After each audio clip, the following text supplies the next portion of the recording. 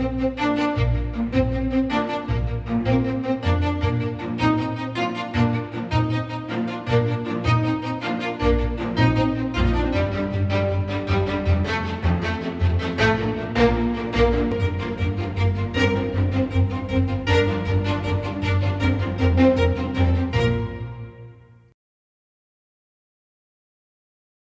arm twisting. Mark was keen to come, and we are just so glad Mark is with us this morning. We introduce you as one who we know is an expert, in particular in digital marketing and digital marketing platforms, has his own consulting business, has many clients up here, and that's the reason why he's frequently up in this area.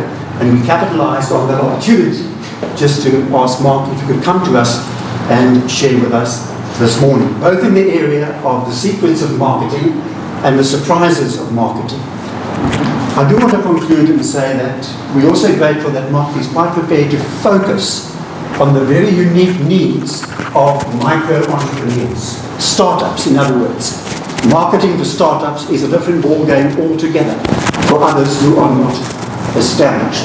So Mark, with those challenges before you, welcome so much. Nice to meet you. Great to have you with us. We look forward with great anticipation to your representation. Thank you very much. Thank you very much. Thank you.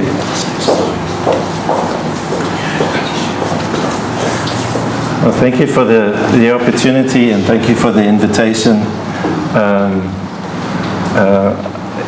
I sound a lot more experienced than I actually am.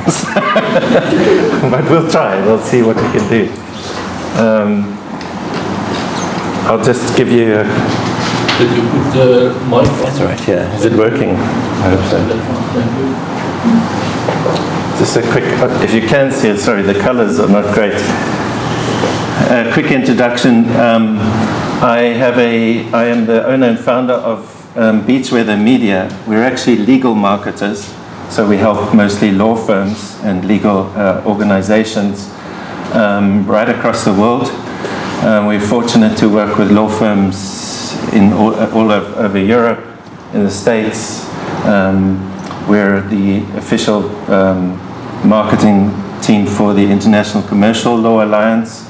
And then we have a lot of law firms and clients, legal organizations, and employers organizations that we represent or that we assist with marketing strategies in Pretoria and Johannesburg and Cape Town. So that's our core business, but as you'll see, that's not everything.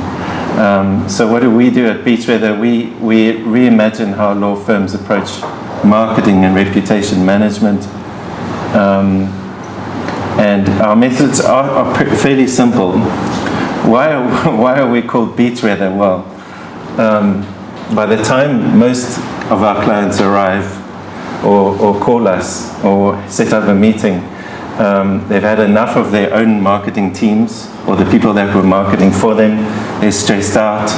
They're not happy. They've spent a lot of money, and we say to them, okay, let's calm down. What's your beach weather? What's your kind of beach weather? Let's calm down. Let's do this logically. Let's figure out how we can assist you with your marketing step by step. And I think if you go away today with just one thing, it is don't panic.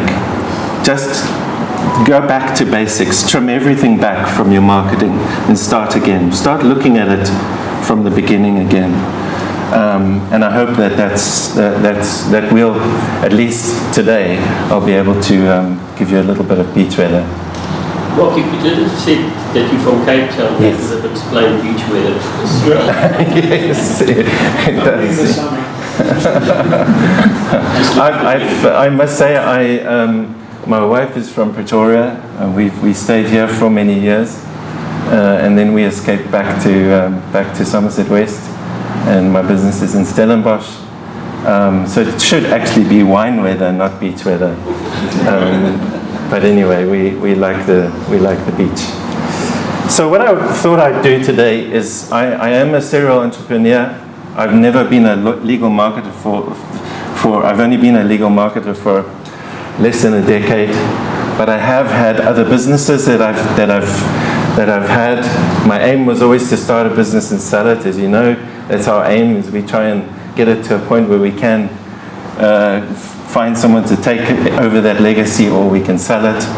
And so I've been fortunate to have dabbled in a couple of industries. So I'm hoping, and I know that there's so many different types of businesses represented here, I'm hoping that some of the things I've learned in terms of marketing in those industries will just help you a little bit. So what I thought I'd do is take you on a trip.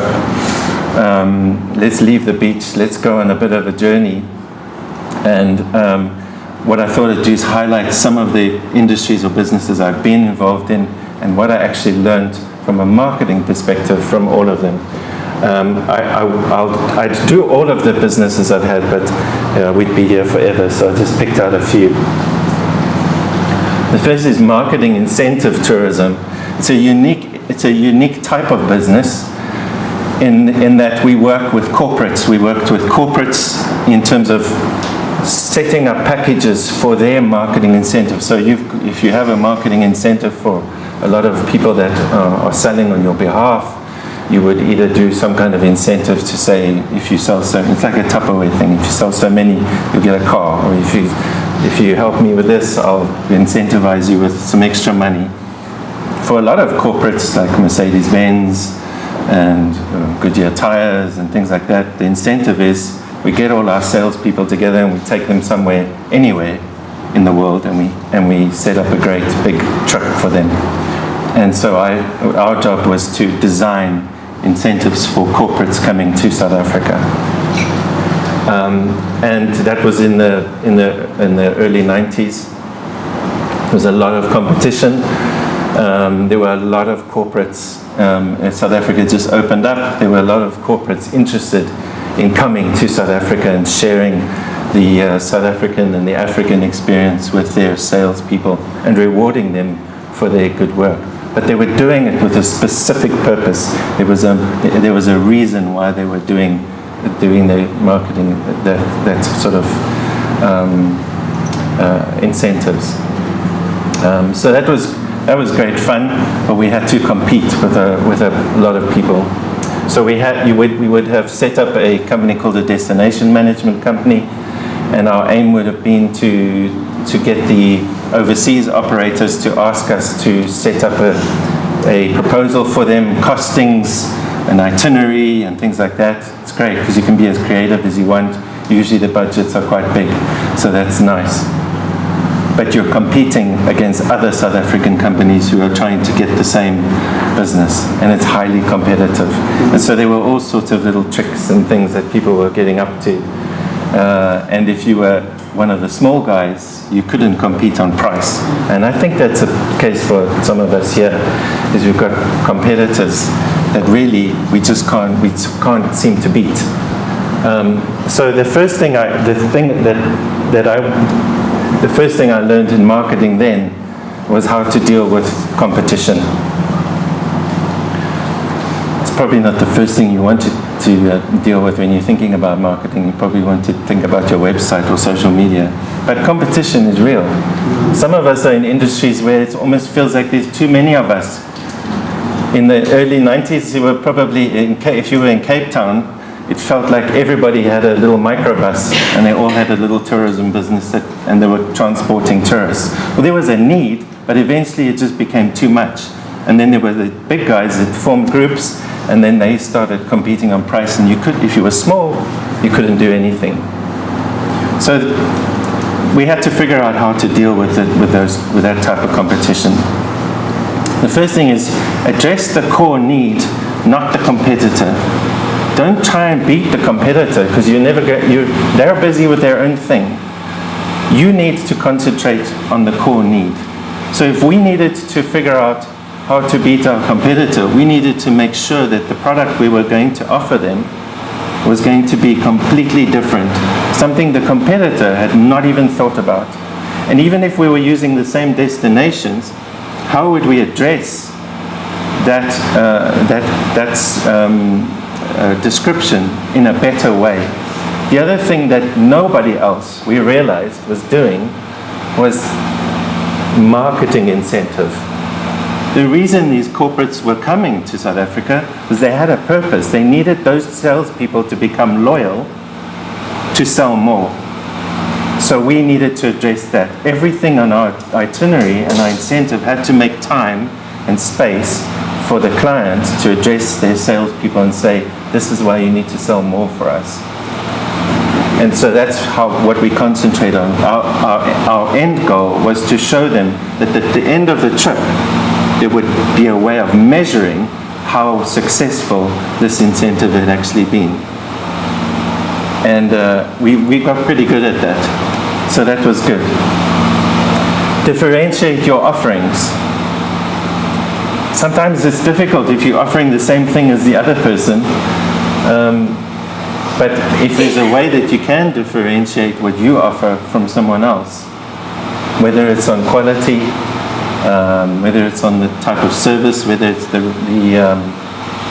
even the next one, the focusing on the customer relationships, then do that and focus on those things if price is going to be difficult for you. Something we learned to do as well was to innovate and add value. And also added to this, consider seeing if you can protect your innovation as well, even if it's just in name.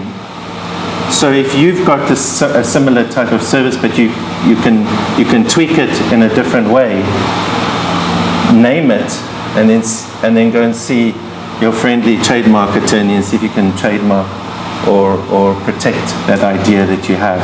Give it a name, add a trademark to it, or something like that. So if you're going to innovate, make sure everyone knows that you're the first person to make this, to innovate, and find ways of protecting that. And then collaborate rather than compete. What we realized as well was that if there was a chance for us to work with our competitors, then we would, because sometimes it brought just a little bit more business. So what we would do is see what the weaknesses is, assess the weaknesses of our competitors, and then go to them and say, we can help you with that weakness. We've got something that you don't have, or we can maneuver quicker than you can. In our case, we had a few more coaches or buses than some of the other guys, and so there was always a shortage. And so we would, if we knew that there was a bid going out, we would say to our competitors, look, if you get it, we've got the coaches for you. So that was just a way of collaborating.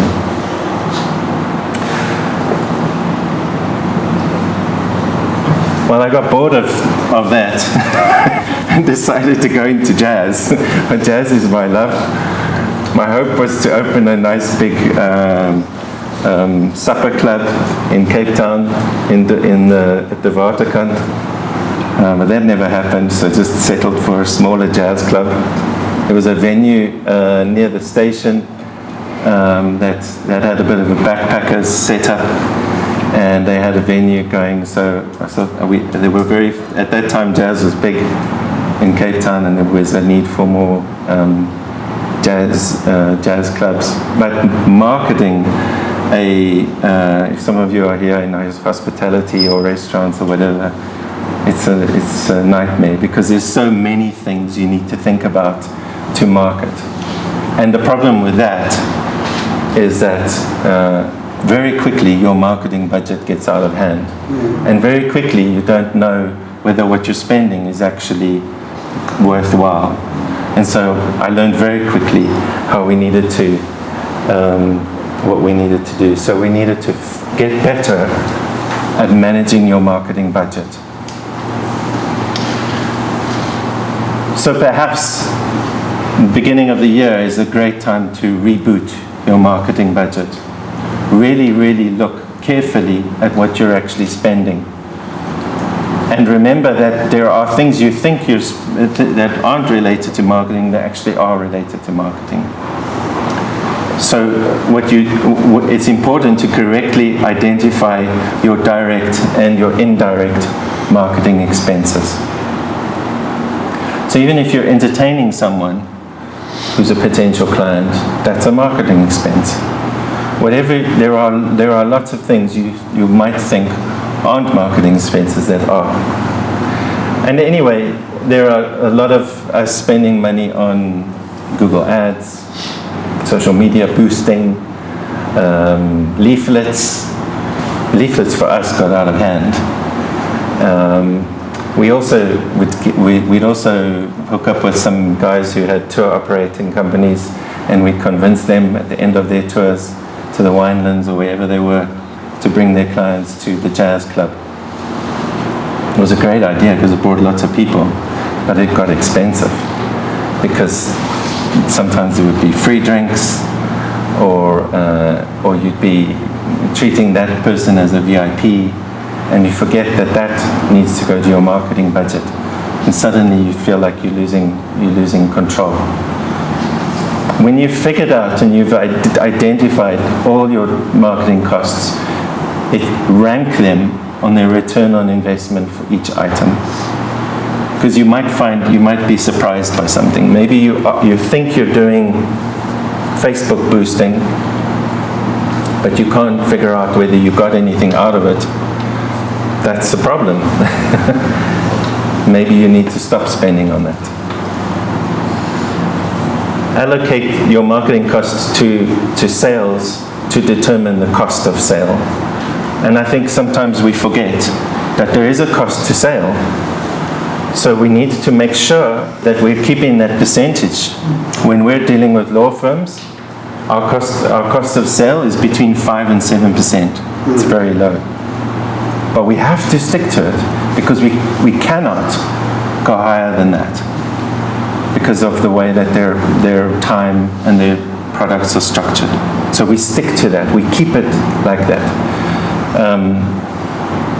So you need to figure out what is an acceptable cost of sale. If at the moment it's 20-25%, can you bring it down?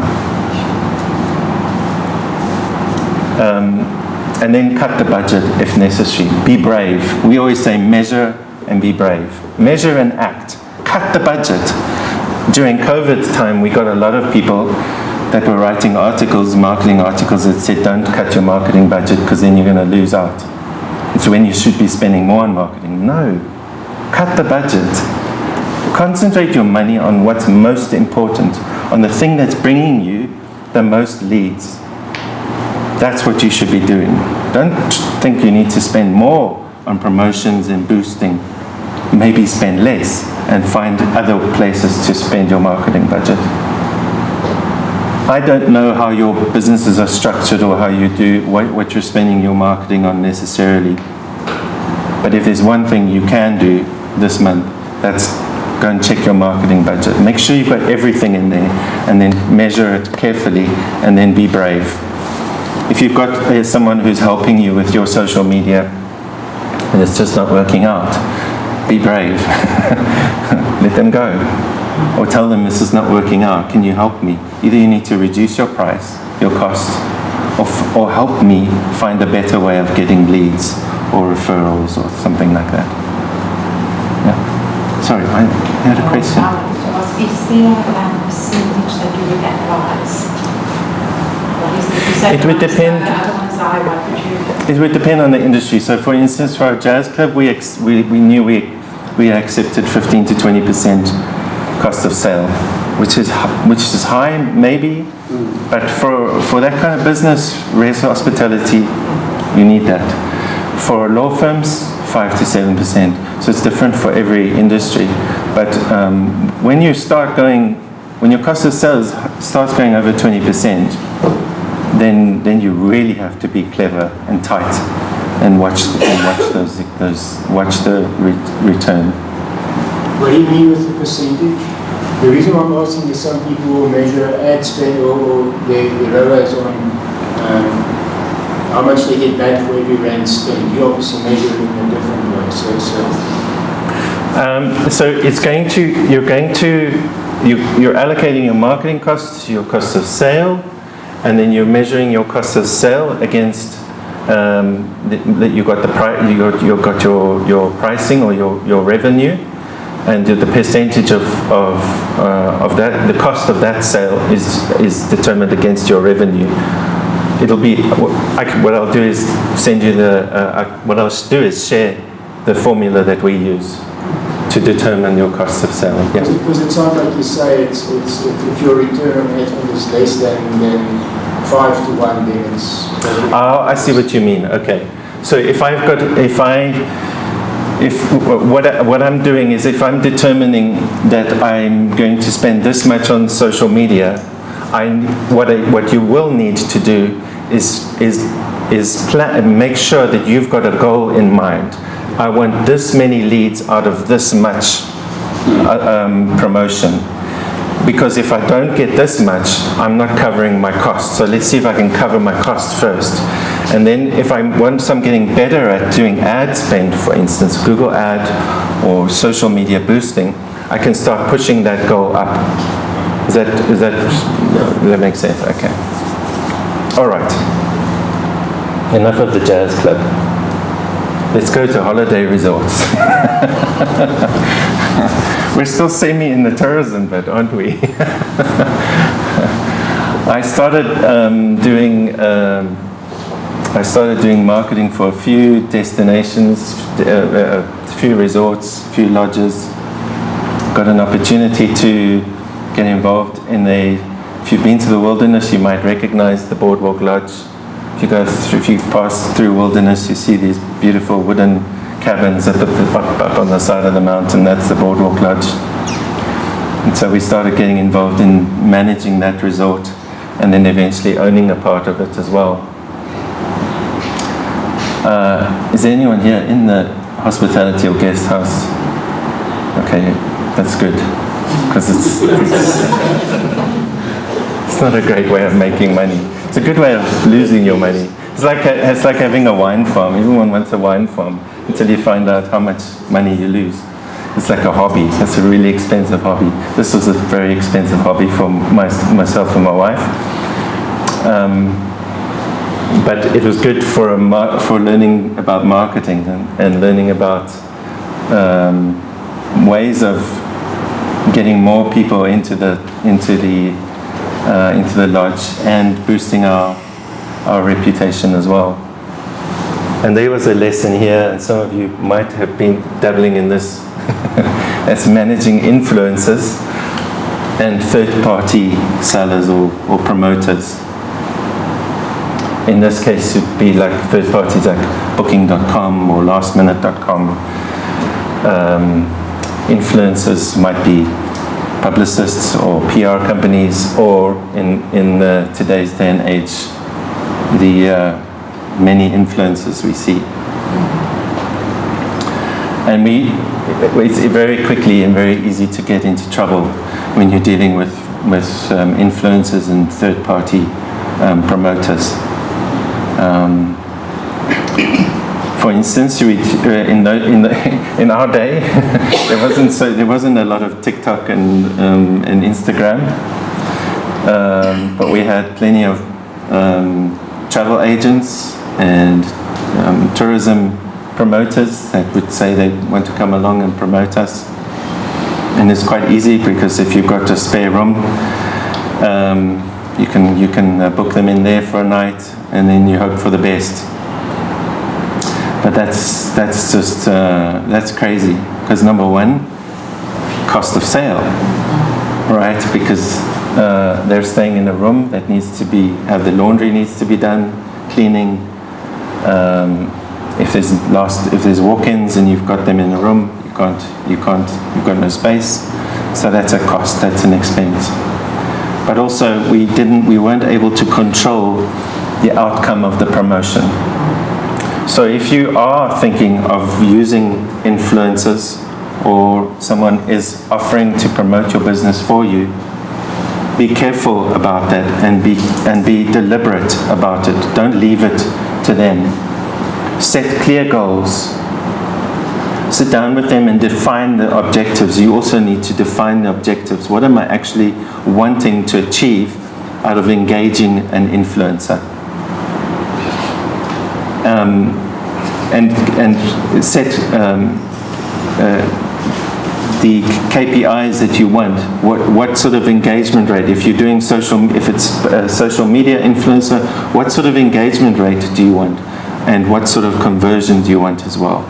Are you able to track when what they've said or promoted comes to you? So I'm sure you'll see if you watch a YouTube video and someone is being promoted, they'll say you can, I thank you for this person sponsoring me. If you go to their website, here's the website slash and the name of that influencer, you'll get a discount, things like that. It's a good way of tracking how well it's doing.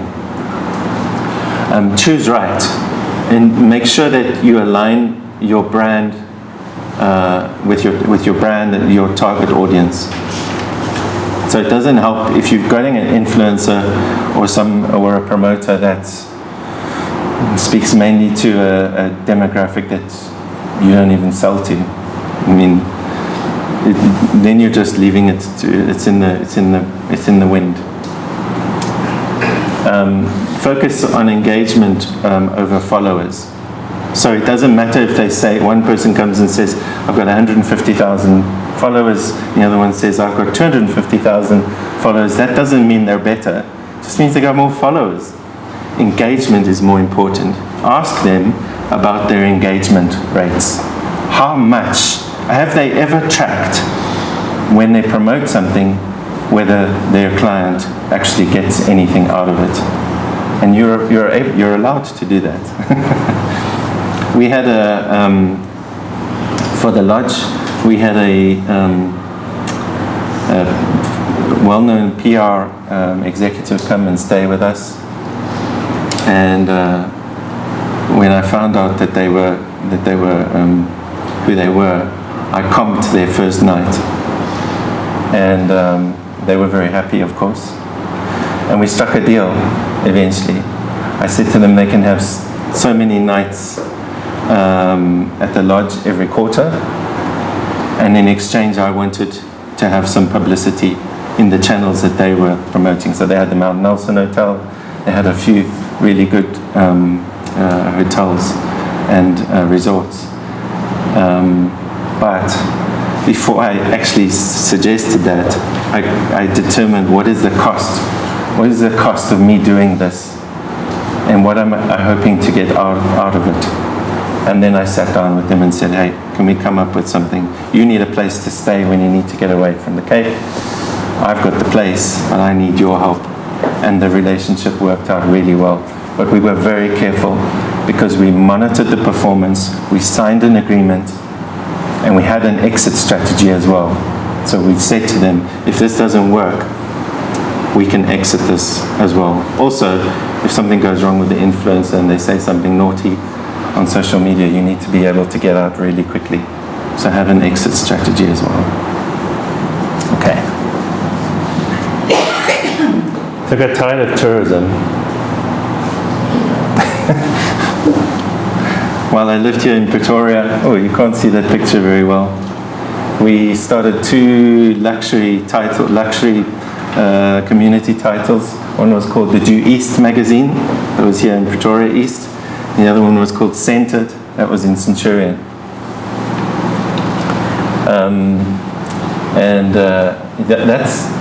Well, if you think resorts is a bad idea, publishing is even worse. There's no money in magazines, but we had fun while it lasted. We were lucky because we were able to partner with a publishing company down in KZN who had some really good titles. They taught us. We were able to use their editors and their designers, and I was free to just come up with some weird and wacky stories and things like that. And we did our best to do as many advertising sales as we could.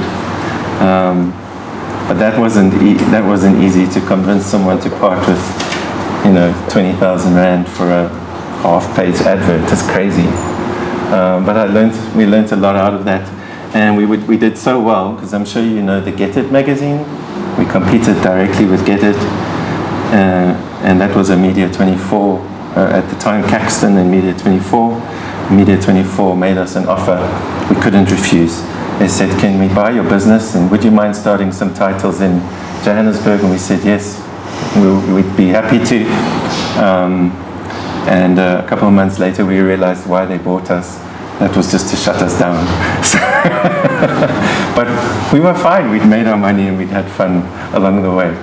But there were things that I learned and that I was able to pass on to some other people, like you. Publicity.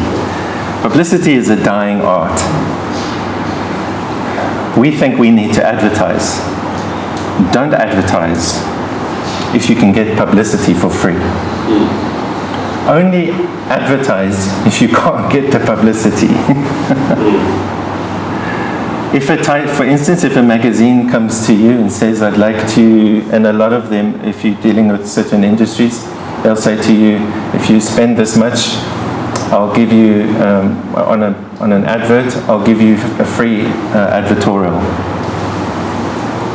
Tell them you want 2 pages of advertorial. You don't want an ad. It's better to share your knowledge and your experience and your solutions than to put it on a picture and think that the person's going to contact you. Why do I say that? Because anytime you write an article and someone reads it, there's an immediate building of credential.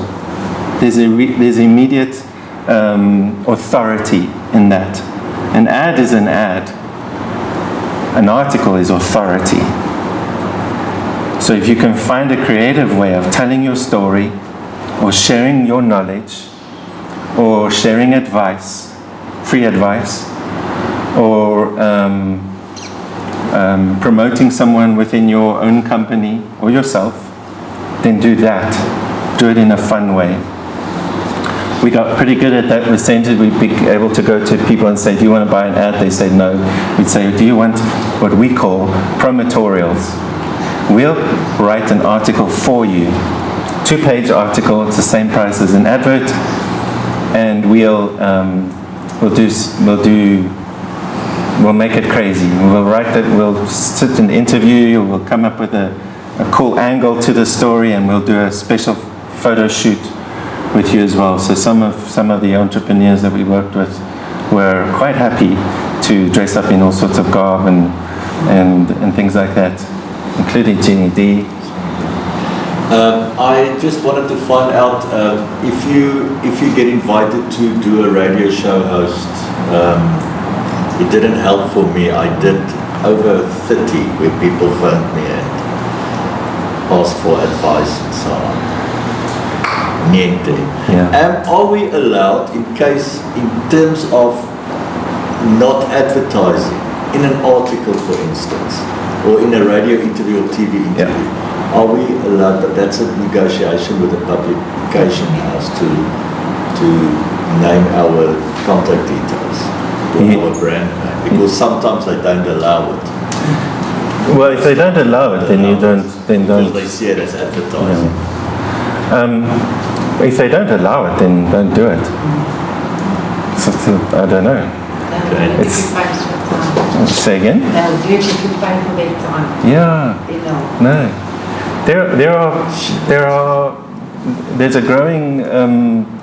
There's a growing number of podcasts coming out as well. Consider those. Those guys if you've got a really interesting story or an interesting solution, so think of that. Don't think of your product first. Think of what your product solves, or think of something you've learned within your business that you'd like to share with people that might get their attention. It's a hook. Think of that first, a hook that you can share, and then take it to the producer of the podcast, or the news, or the radio station if you want, or the publication, and say, I've got this idea for you. Would you like to use it? You can have it, but I need my details at the end there. They don't have to. If they don't want to, that's fine. Walk away. There are others as well that you can do. Some, for instance, like Get It magazine, they're quite strict They've got rules, and they have, because they're part of a big group, they have to stick to it. But GEDIT's not the only people out there. Just your name at least. It doesn't have to be your company or practice, just your name. Because people Google your name. Yeah. No, I wouldn't do it if your name's not on. Yeah, but if your name is on, because they have to introduce you. Yeah. Just at least the name. Yes. Yeah. I just need to make sure that I understand your definition of publishing correctly. So publishing is still mean old school, black and white, in paper. Well, publishing's changed, so it's you've got website, you've got digital publishing as well. So a lot of, there are a great deal of, we call them magazine sites. There's a lot of them out there. So that's the same thing. So whether it's on print or whether it's digital, and they're promoting, it's even better with digital, because they need 24 Marilla Media. Exactly. They need content. They need it. They never have enough. And if you've got a really interesting story or something to promote or some advice, they need it. And if you're successful in proposing it or pitching it, then yeah. So just a quick one on publishing. So it's good to have a great story, but is it a once-off marketing thing, or can it be continuous as part of a strategy? Can be continuous. Yeah. In fact, and we'll do it at the end, I would suggest that content marketing becomes your primary marketing strategy anyway. So extend it. So you write a newsletter in somebody's magazine. Exactly. Yeah. Sorry, be with you in a sec. We've figured out with a lot of our conveyancing law firms, real estate agents, they like to put things in your postbox. There's a nice thing about what was sold in your area this month, and then they give a little bit of piece of advice that they've usually grabbed off Google. Go home now, I'm done. Got everything I need to know. What we did was we approached the real estate agents and we said, hey, you need some content, don't you? If you put our logo and our contact details, we'll give you as much information and advice as you need, and we'll even design your newsletters for you, because yours designs are really bad. We were able to do that because we have a design agency, so we were able to do that. There's always a way to be able to share your knowledge for free. Or, if it's not for free, it's a cost of sale, add it to your cost of sale, rather than saying, oh, I'm going to spend 20,000 Rand in this publication and hope for the best. Free ink. Yeah. Sorry. So I just want to ask, is there a way from a business perspective, let's say you've got a great story and you feel that it's something that they would be interested in for content, to get their attention and get the publicity for free? Yes. So I'm going to share a secret with you. Please. There's a company called Medialist. And what they do is you'll pay a quarterly fee.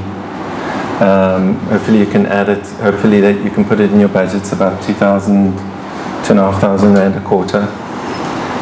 And what they'll do is they give you a dashboard where you've got access to all the newspaper editors, magazine editors, radio station producers in the country, especially local.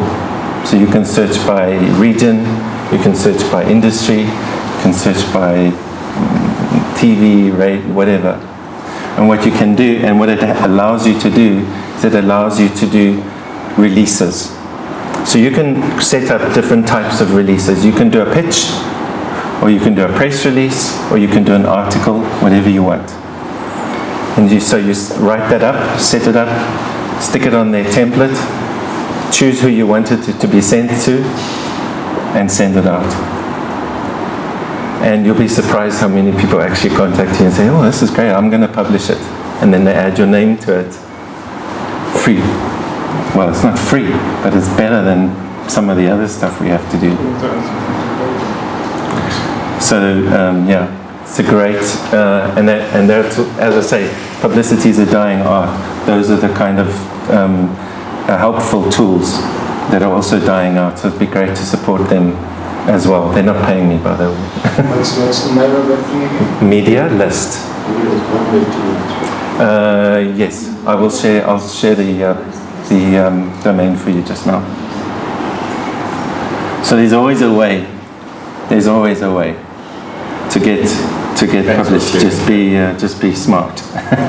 Content is still king. Content will always be king, because content gives built authority, and an ad is a plea. Content is authority. Content is, I know what I'm doing. An advert is, I think I know what I'm doing. Please help. Please support me. I'm not saying you shouldn't advertise. Advertise when it's appropriate. But yeah. Okay.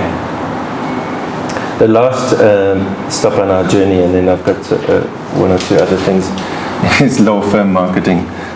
Okay.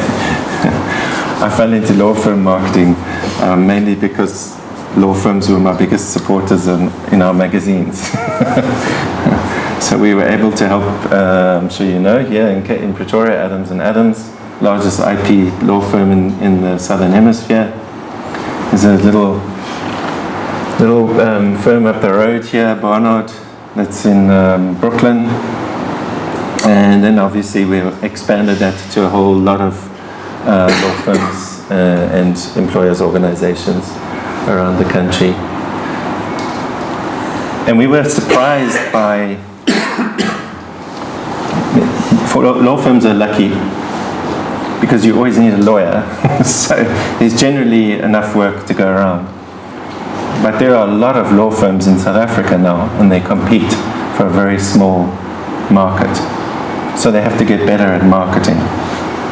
And a lot of them don't know how to do it. There are a lot of large law firms that are starting to get into trouble now because they've realized they've followed the same strategy all along, and now they're in trouble. And then they come to us and say, "What can we do?" So we learned quickly how to address that. The first thing we asked them to do is, where does most of your business come from now? So for a law firm, most of their business 99% of their business comes from referral. They're referred by someone or by a channel or platform, because you want to contact a lawyer that you can trust. So that's what we needed to do. That was our first step. How do we get more referrals? Are there things in our marketing strategy that we can just let go? And so a lot of law firms, all the ones that we've dealt with, have Twitter, Instagram, Facebook, LinkedIn,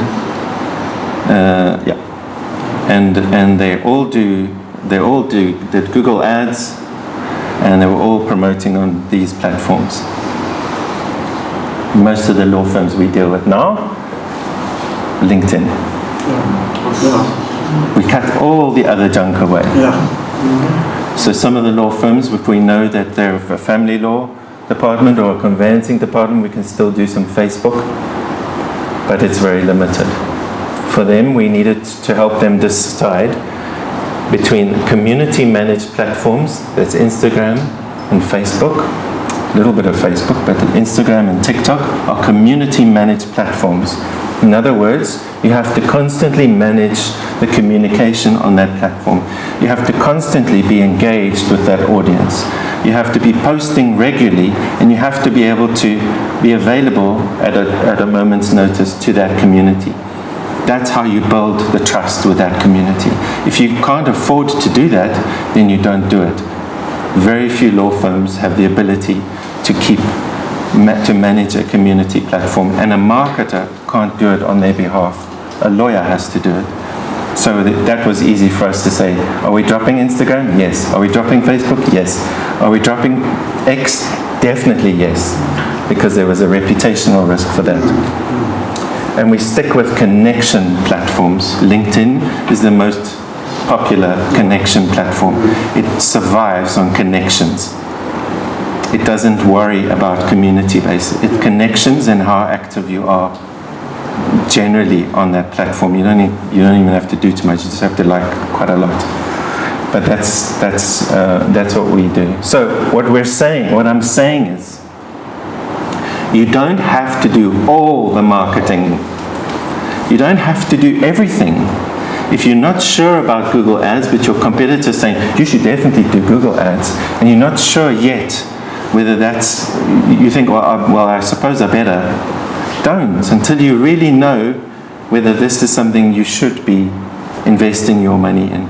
Concentrate on the things that you're already getting, that are already offering you a source of leads and income. See if you can boost that source. If you're getting a lot of referrals, see how you can build better relationships with your referees, or whatever. If you are getting a lot of leads from Google Ads, figure out how to get, if that's a great source, then how do I get better at that before I worry about some of the other social media and things. So what I'm saying is, be together, step by step by step. Cut out all the stuff that you don't need to do yet. Beach Weather Media does not have a website. I don't have a website. I have a LinkedIn profile. But all my business comes from referral, all of it. I won't take a client if they've come via Google or something like that. I want the person who's referred me to say, if your law firm wants to survive, you need to go and see Mark. I dealt with Mark, he's good, if he is. He's good at doing what he does. So even if I've got a Greek law firm, I got them because they were referred to me and they saw my work. So if you don't need a website, for goodness sake, don't have a website. You don't have to have some of the things that people tell you have to have. That's the problem with digital, with digital marketing. They tell us we need to do everything.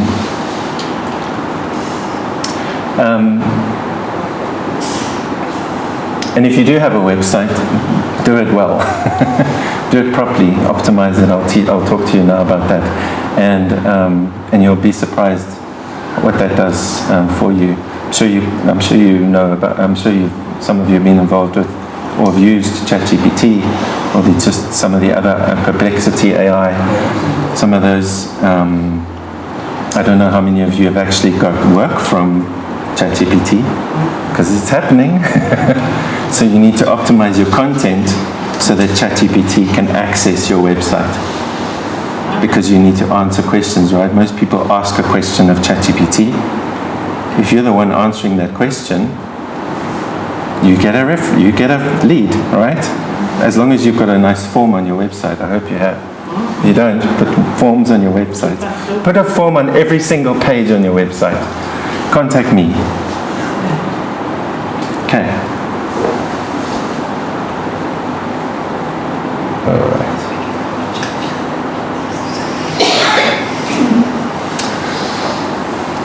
Just a bit about content marketing. This is an approach we follow with our clients, and I'm hoping that if there's something here that will just help you, just in terms of how we approach content marketing and networks. So there's three things we concentrate on for law firms. That's their networks. We look at syndication or broadcasting, and we look at their partnerships. By networks, we call it referral by endorsement. We need to maximize the impact of their existing digital or other networks and professional networks to create engagement and to turn connections into active amplifiers. Sounds complicated, but all it means is I look at all the networks that I'm part of. This is a network as well. Whether I'm on LinkedIn,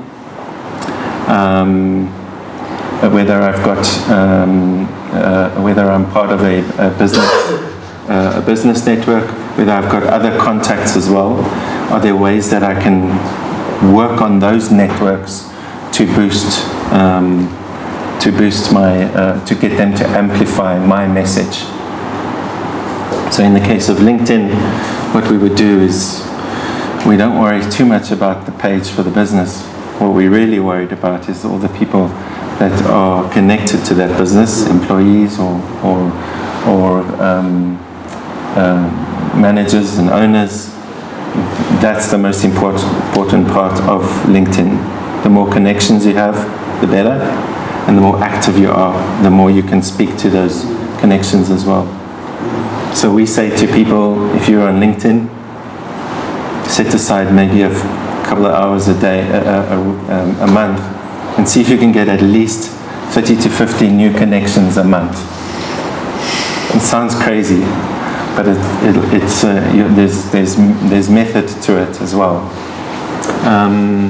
If you are using LinkedIn, I don't know how many of you used the newsletter function. It's amazing. It's amazing. It's doing away with things like MailChimp and whatever. What I do is say connect. Make sure you connect with all your clients and all your colleagues in the industry as well, and then create a newsletter using the LinkedIn newsletter function. And you'll be amazed how many subscriptions you get to that newsletter. And then you can do every week or every month, you can just share a bit of an article or something you've written in that newsletter. It's a fantastic tool. You can ask ChatGPT to write You can ask ChatGPT to write your article, yes.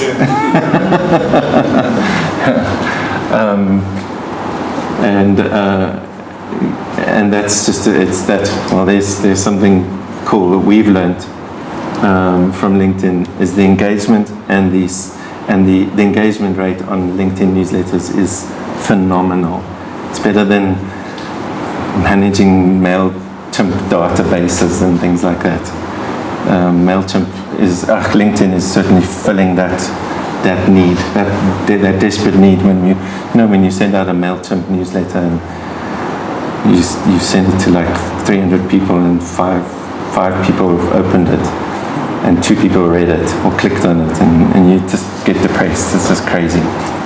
So try that out. Anyway. The other network leverages, if you're in a specific industry, get involved in the organizations that are part of that industry as well. It's a great way of just boosting your connections and getting involved and seeing opportunities as well. Syndication, referral by renown.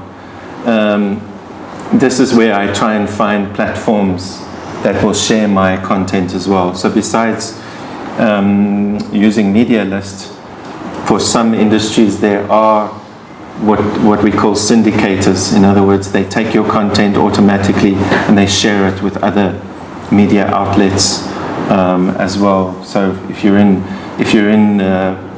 industry, or you're in manufacturing, or you're in even law, things like Mondac are great syndication tools, and they give you a nice 3-month trial period, and then they come to you after the 3 months and they say that'll be 50,000 Rand, thank you very much.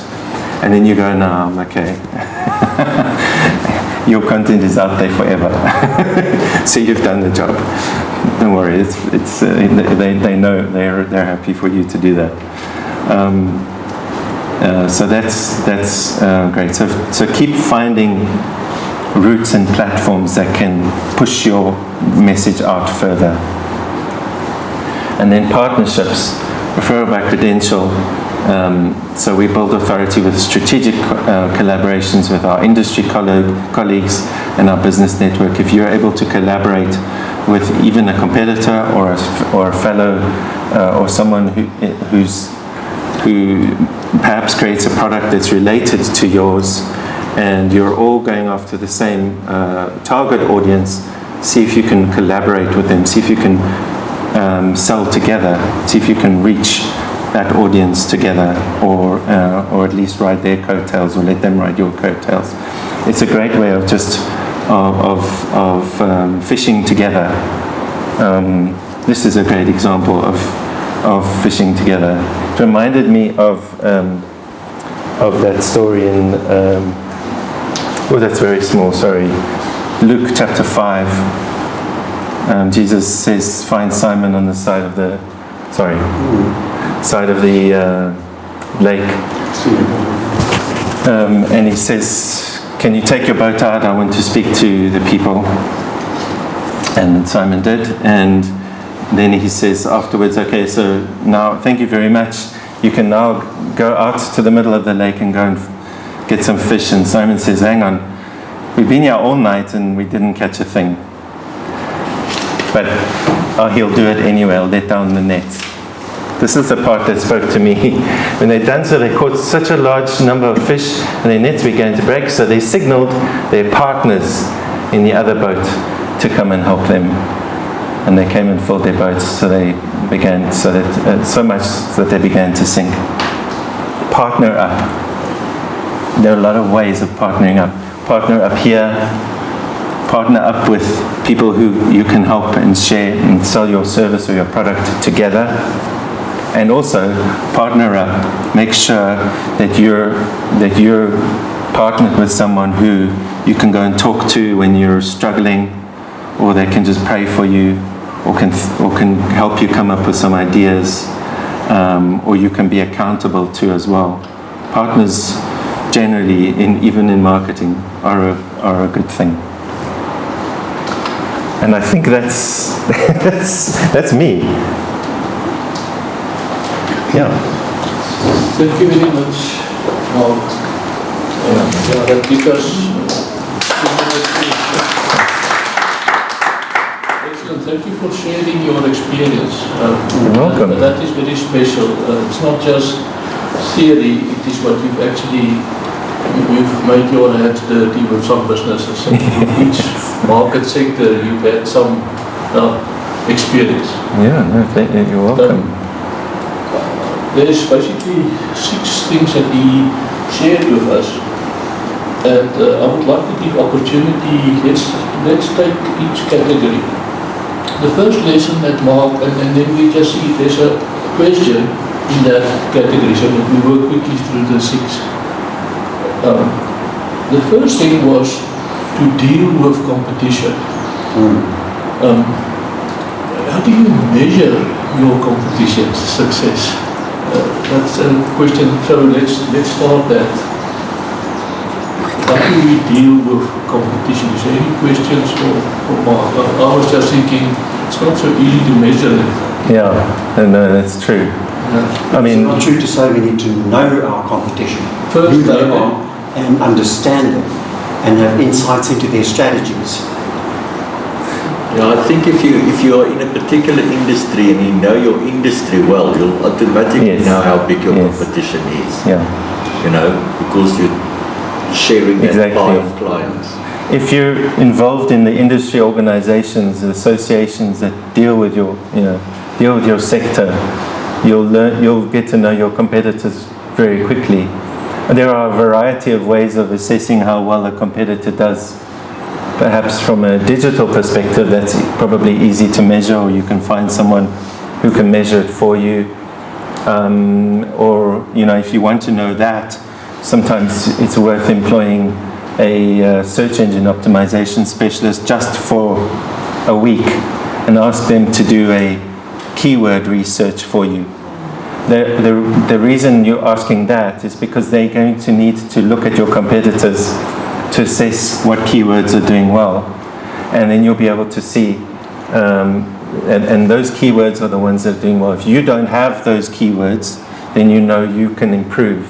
There's things that you can do to match your competitor, and if some of your competitors don't come up, then you're doing well. So that's just one thing. Finding out about them through associations is another way. In the old days, if you had a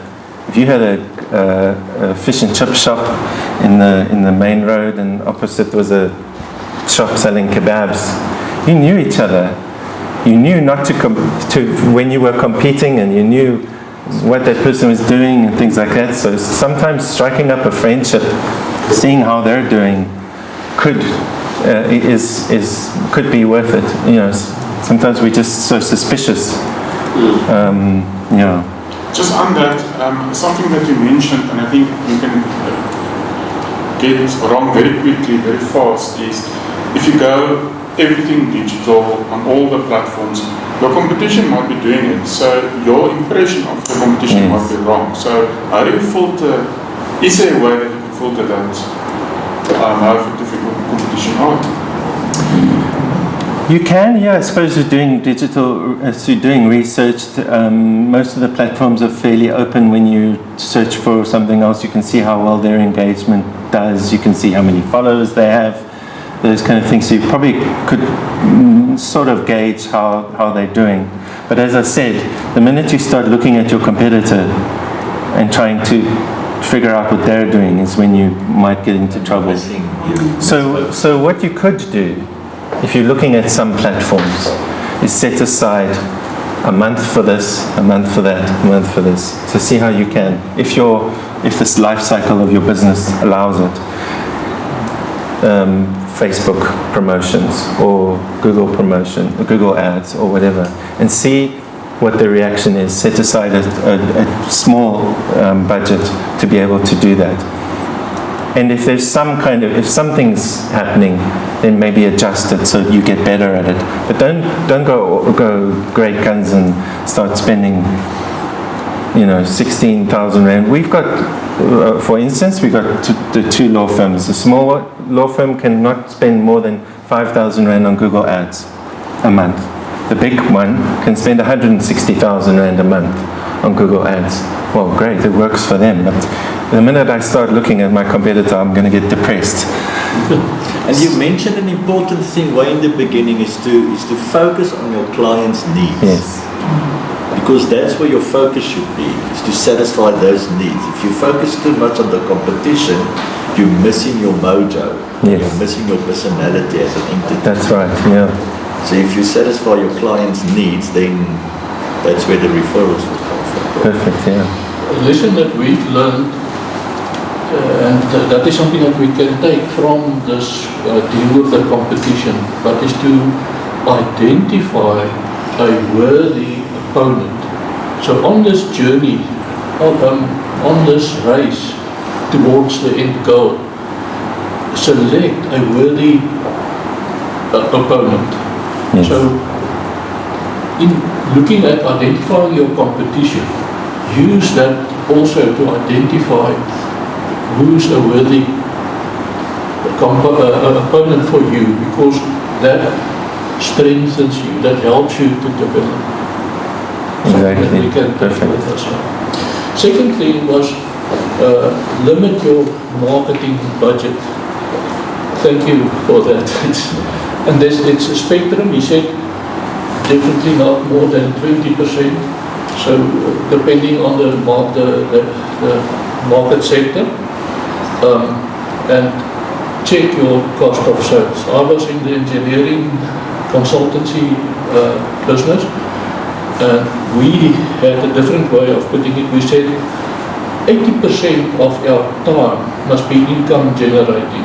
Yeah. 20% must be admin and marketing. Yeah, you're focusing 20% of your time on 80% of the stuff that bring you your future. Yes, so it's just a different way. I just thought I should share that's our industry, consultancy, how we looked at it. Any questions on the budget? Seriously look at your budgets this next month. It's important. Yeah, no, for sure. Just on that, we in our industry in marketing, there's a lot of blurring of lines and dishonesty. So if the marketing brand is bad, it's our fault. But anyone who says to you you're spending money and you say, well, I don't see a return, and they tell you it's brand building, they're talking nonsense. Brand building is what multinationals do. Your brand is what a person thinks of your business.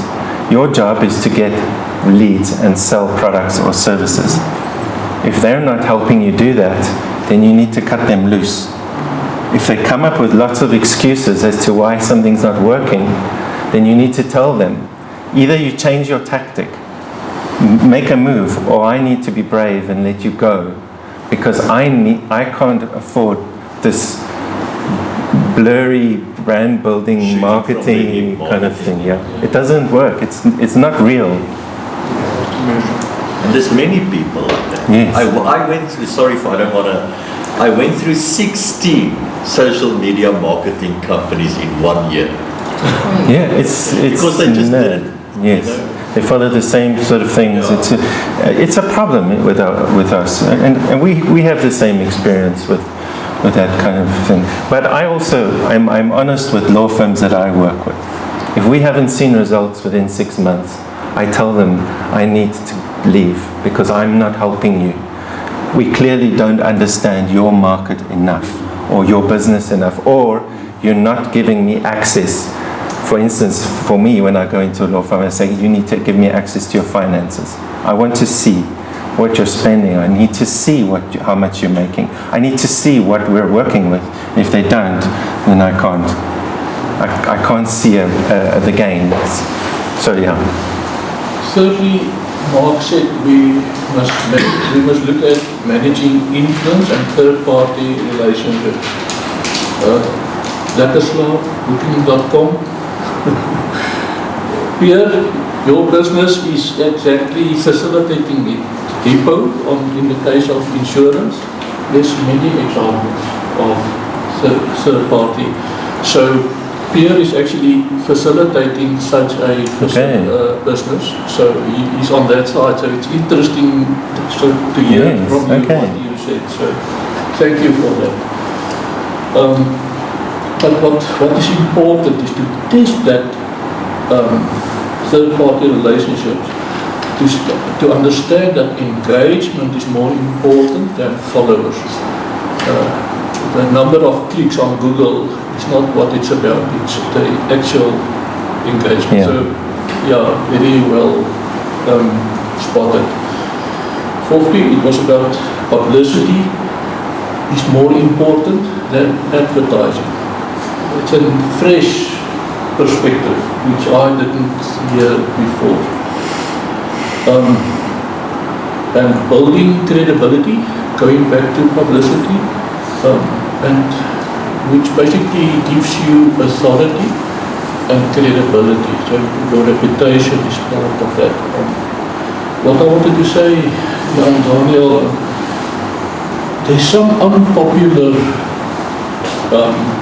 topics or unpopular areas of life.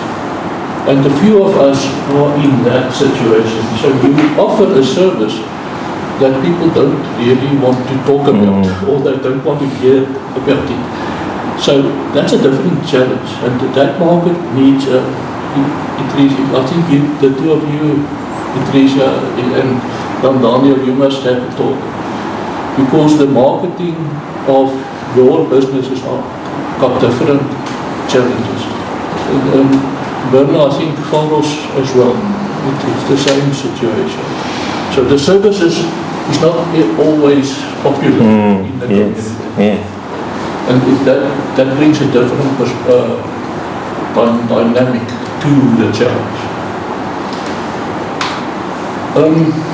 So on that, sorry, we got a couple of divorce lawyers. Divorce lawyers are never popular unless they need it. But what we did in order, marketing. So we figured out that if a lot of family law, the black practices that we have are within commercial law firms. So what we did was to say, how do you protect your business when you get married? What do you need to make sure of? How does your ANC needs to be structured to protect your rights? What happens? Do you know what happens if you get divorced or you die? What happens? Or how much will your spouse be able to get involved in the business and things like that? What happens to the other directors? So we couched it in a ways of making sure that you're on the right side. And what happened was all the people who wanted to get divorced started talking to us, and we got no issues. No one came to us to say, can you protect my commercial interest? No, they just realized, oh, there's a divorce attorney who can protect my interests when because I'm getting divorced now. Not a great topic, but it was a different way of approaching a really nasty topic. Right, then thank you for actually drawing out attention to the importance of LinkedIn compared to a website. You know, a lot of us think, okay, we must focus on a website, but the other thing is the interactive servicing of that tool. So don't do many of them that you can't maintain or service. Do one properly. And that's what I hear you say. So LinkedIn is better. And if you do a website, make sure it facilitates the requirements of ChatGPT. So absolutely. Right. And the requirement for ChatGPT is exactly the same as Google search, organic search. You need to be adding content constantly to your website. Keep adding articles. If it's a 100-word blog article a week or every second week, do that. Even if it's just for your own, just to add stuff to the website. Keep adding. Answer questions. Do frequently asked questions. Things like things that you're bored of, but other people don't know about. That's what ChatGPT and Google Organic Search are looking for. Will chat pick up the website? Is that what you say? It will. So you start your blog with a question. Start your blog with a question. With a question you think someone might ask ChatGPT. I've heard that ChatGPT is not that safe. Is it true or not? You must rather start using the other AI. No, ChatGPT is safe. Yeah. We use it on our side. We've developed templates for prompts for clients who need to write in their style. So we use it every day, a few times often. We use the paid version so that we can keep track of our conversations and it never runs out of memory. And there's obviously these new ones like DeepSeek and things coming out. Don't worry about those. ChatGPT is a perfectly good platform so long as you know how to use it. And also there are a couple of things in ChatGPT, the way it writes. If I see an article in the news, I can spot if it's written by ChatGPT just because of the way it's structured in certain words it uses, like navigate.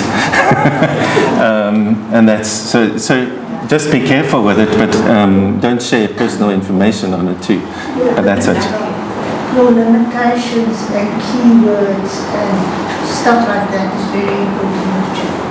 Especially if you want to write an article of a specific business, you must put in the words that, for instance, in academic terms, you have to put in your level descriptors. Exactly. To say for an NQF 8, this is the level descriptors.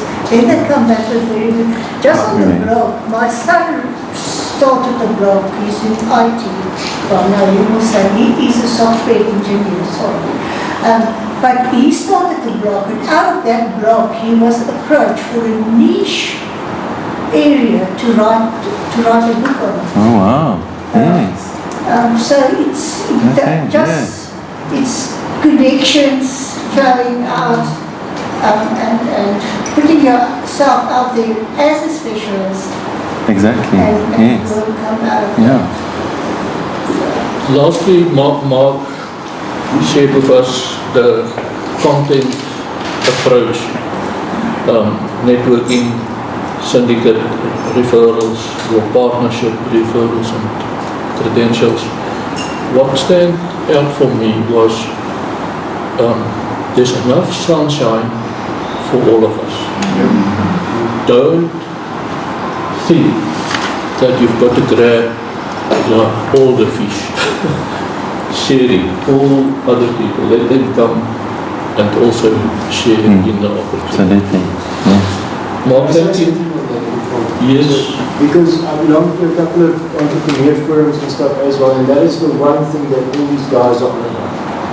If you're not an affiliate, affiliate marketing is not a big thing, but along the practical side of that, or the real life thing of that, is partnerships. And that is one of the basic marketing tools that these guys are using. Yes. Is hooking up with people that is somewhere in industries and stuff, and building their stuff from. Exactly.